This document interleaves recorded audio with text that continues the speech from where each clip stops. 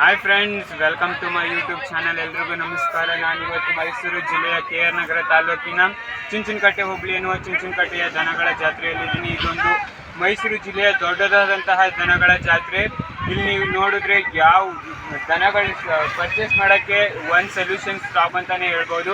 ಯಾವ ಥರ ಬ್ಯಾಂಗ್ಳೂರಲ್ಲಿ ಕಮರ್ಷಿಯಲ್ ಸ್ಟ್ರೀಟ್, ಜಯನಗರ ಆಗಲಿ ಇಲ್ಲಿ ಎಲ್ಲ ಶಾಪಿಂಗ್ ಮಾಲ್ಗೆಲ್ಲ ಒಂದು ಕಡೆ ಹೋದ್ರೆ ಎಲ್ಲ ಸಿಗುತ್ತಲ್ಲ, ಆ ಥರ ಇಲ್ಲಿ ದನಗಳ ಜಾತ್ರೆನೇ ಇದೆ ಒಂದು ದೊಡ್ಡದು. ಇದು ಏನು ವಿಶೇಷತೆ ಅಂದರೆ, ಇಲ್ಲಿ ಜನವರಿ ತಿಂಗಳಲ್ಲಿ ಒಂದು 5 ರಿಂದ 10 ದಿನಗಳ ಕಾಲ ಎಲ್ಲ ಮೈಸೂರು ಜಿಲ್ಲೆ ಎಲ್ಲ ತಾಲೂಕಿನಿಂದ ದನಗಳನ್ನ ತಂದು ಇಲ್ಲಿ ಪರ್ಚೇಸ್ಗೆ ಅಂತ ಎಕ್ಸಿಬಿಷನ್ಗೆ ಅಂತ ಇಡ್ತಾರೆ.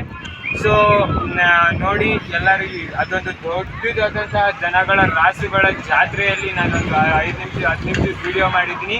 ನೋಡಿ, ಎಂಜಾಯ್ ಮಾಡಿ, ಇಷ್ಟ ಆದರೆ ಶೇರ್ ಮಾಡಿ, ಲೈಕ್ ಮಾಡಿ ಅಂತ ಹೇಳ್ತಾ ಬನ್ನಿ ನೋಡೋಣ ಯಾವ ಥರ ಇದೆ ದನಗಳ ಜಾತ್ರೆ ಅಂತ.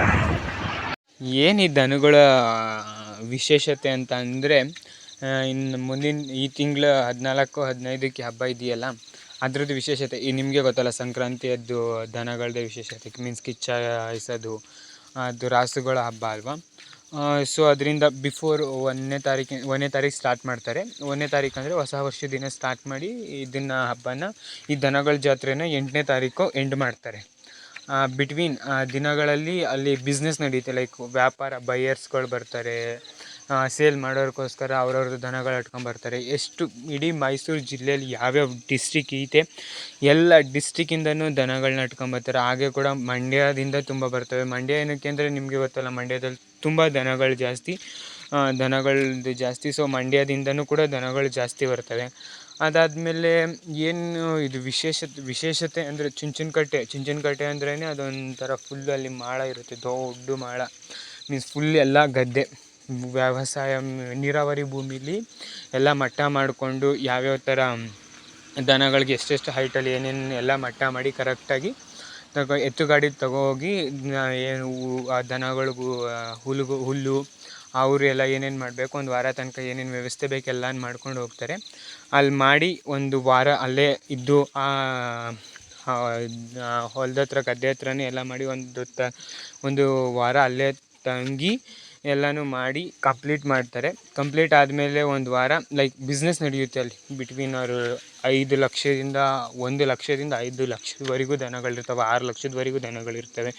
ಅಂದರೆ ಒಂದು ಜೊತೆಗೇ 6 ಲಕ್ಷ, 5 ಲಕ್ಷ ಆ ಥರ ದನಗಳಿರ್ತವೆ. ಆ ಥರ ಬಿಸ್ನೆಸ್ ನಡೆಯುತ್ತೆ, ವ್ಯವಹಾರ ನಡೆಯುತ್ತೆ ಜನಗಳ ಮಧ್ಯೆ. ಬೈಯರ್ಸ್ಗಳು ಬರ್ತಾರೆ, ಬೇರೆ ಬೇರೆ ಡಿಸ್ಟ್ರಿಕ್ಕು, ಈವನ್ ಬೇರೆ ಸ್ಟೇಟಿಂದನೂ ಬಂದಿರೋದು ನೋಡಿದ್ದೀನಿ ನಾನು ಆಲ್ಮೋಸ್ಟ್. ಯಾಕಂದರೆ ನಮ್ಮೂರ್ದು ಜನಗಳ ಜೊತೆ ಬೇರೆ ಸ್ಟೇಟದ್ದು ಕನೆಕ್ಟ್ಸ್ ಇರುತ್ತಲ್ಲ, ಅವರು ಬರ್ತಾರೆ. ಏನಾದ್ರು ಚೆನ್ನಾಗಿದ್ರೆ ಇಲ್ಲಿಂದ ಬೈ ಮಾಡ್ಕೊಂಡು ಹೋಗ್ಬೋದು ಅಂಥೇಳಿ. ಸೊ ಈ ಥರ ಇಷ್ಟು ಒಂದು ವಿಶೇಷತೆ, ಇದೊಂದು ಜಾತ್ರೆಯ ಒಂದು ದೊಡ್ಡ ಅಂತಲೇ ಹೇಳ್ಬೋದು. ಅದರಲ್ಲೂ ಮೈಸೂರು ಡಿಸ್ಟಿಕ್ಕಲ್ಲೇ ಒಂದು ದೊಡ್ಡದಾದಂತಹ ದನಗಳ ಜಾತ್ರೆ ಅಂತ ಹೇಳ್ಬೋದು. ಅದು ನಮ್ಮೂರಲ್ಲಿ ನಡೆಯೋದಂತೂ ನನಗಿನ್ನೂ ತುಂಬ ಹೆಮ್ಮೆ. ಅಂದರೆ ನಮ್ಮೂರಲ್ಲೇ ಇದು ನಡೆಯೋದು. ನಮ್ಮೂರಿಂದ 5 ಕಿಲೋಮೀಟ್ರ್ ಅಷ್ಟೇ ಇರೋದು. ಮೀನ್ಸ್ ನಮ್ಮೂರ್ದು ಜನಗಳಂತೂ ತುಂಬ ಹೋಗ್ತಾರೆ, ಮನೆಗೊಂದು ಮಂದಿ ಹೋಗ್ತಾರೆ.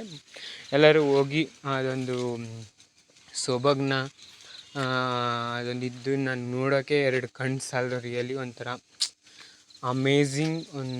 ಅಮೇಝಿಂಗ್ ಅಂತಲೇ ಹೇಳ್ಬೋದು. ಅಷ್ಟು ದನಗಳಿರ್ತವೆ, ಅಷ್ಟು ರಾಸುಗಳಿರ್ತವೆ ಎಲ್ಲ ಕಡೆ.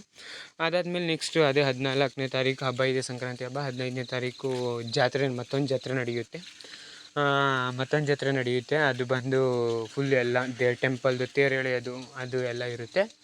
ಅದನ್ನು ಆಯಿತು ಅಂದರೆ ನಾನು ನೆಕ್ಸ್ಟ್ ವೀಡಿಯೋದಲ್ಲಿ ಏನಾದ್ರು ನನಗೆ ರಜೆ ಇತ್ತು ಅಂತ ಅಂದರೆ ಬಂದು ಊರಿಗಿನಾಗೇನು ಮತ್ತು ಆ ವಿಡಿಯೋನ ಮಾಡಿ ನಿಮಗೆಲ್ಲ ತೋರಿಸ್ತೀನಿ ಯಾವ ಥರ ಇರುತ್ತೆ ಆ ಜಾತ್ರೆ, ಹೆಂಗಿರುತ್ತೆ ಅಂಥೇಳಿ.